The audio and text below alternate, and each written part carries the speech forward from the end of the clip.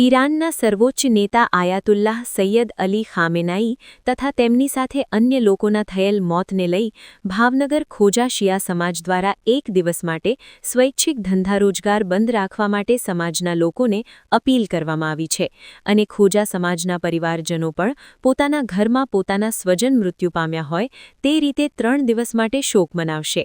આ અંગે ભાવનગર ખોજા શિયા સમાજના પ્રમુખ સુલતાન ગભરાણીએ જણાવ્યું હતું કે આજરોજ અમે લોકો અમારા મૌલાના અને પ્રેરણા સ્ત્રોત હતા એવા ઈરાનના મૌલાના આયાતુલ્લાહ સૈયદ અલી ખામેની જે રીતે શહીદ થયા છે તેમને શ્રદ્ધાંજલિ પાઠવવા માટે અમે લોકો એકઠા થયા હતા। સાથે એમની ફેમિલી મેમ્બર હતા, એમના સાથીઓ હતા, એમને પણ શહીદ કરવામાં આવ્યા હતા એટલે એમને શ્રદ્ધાંજલિ પાઠવવા માટે આવ્યા હતા। આ ઉપરાંત ત્યાં એક સ્કૂલ હતી જે દીકરીઓની સ્કૂલ હતી, તેમાં 40 થી 50 નિર્દોષ દીકરીઓ મૃત્યુ પામી છે, એમને પણ શ્રદ્ધાંજલિ પાઠવવામાં આવી છે।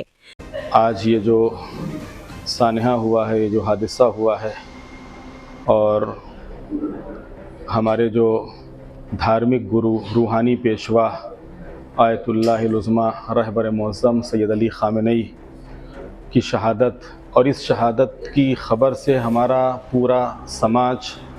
पूरी जमात इस वक्त सोग में है और इस सिलसिले में आज पूरे दिन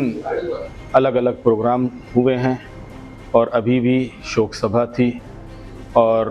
आगे भी 3 दिन का हमारी जमात की तरफ से शोक का ऐलान हुआ है और इंशाअल्लाह हमारा पूरा समाज और जमात 3 दिन तक शोक मनाएगी और हम सब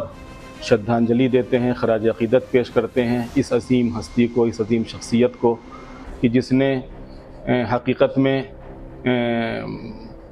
ये बता दिया और ये समझा दिया कि जहाँ के ऊपर हक़ होता है, जहाँ के ऊपर सच्चाई होती है, तो इस हक़ और सच्चाई की ताकत क्या होती है। ભાવનગરમાં શાંતિપૂર્ણ રીતે ખોજા અને શિયા સમાજે શ્રદ્ધાંજલિ પાઠવતા સમાજની અંદર 3 દિવસ સુધી શોક જાહેર કર્યો છે, જેમાં અમે એવી રીતે શોક મનાવશું જેમ કે અમારા ઘરનું કોઈ સભ્યો અમારાથી કાયમ માટે ચાલ્યું ગયું હોય, મૃત્યુ પામી હોય અને જે રીતે ખાવું, પીવું, રહેવું, કપડાં પહેરવા આ દરેક રીતે અમે લોકો શ્રદ્ધાંજલિ પાઠવીશું અને સાથે સાથે એક દિવસ પૂરતું અમે સ્વૈચ્છિક વોલન્ટરી અમારા સમાજને અપીલ કરી છે કે ધંધા રોજગાર બંધ રાખીશું અને અમારા પ્રેરણા સ્ત્રોત મૌલાના ખામેનાનીને શ્રદ્ધાંજલિ પાઠવી છે। કૌશિક પટેલનો રિપોર્ટ, હિન્દ ટીવી।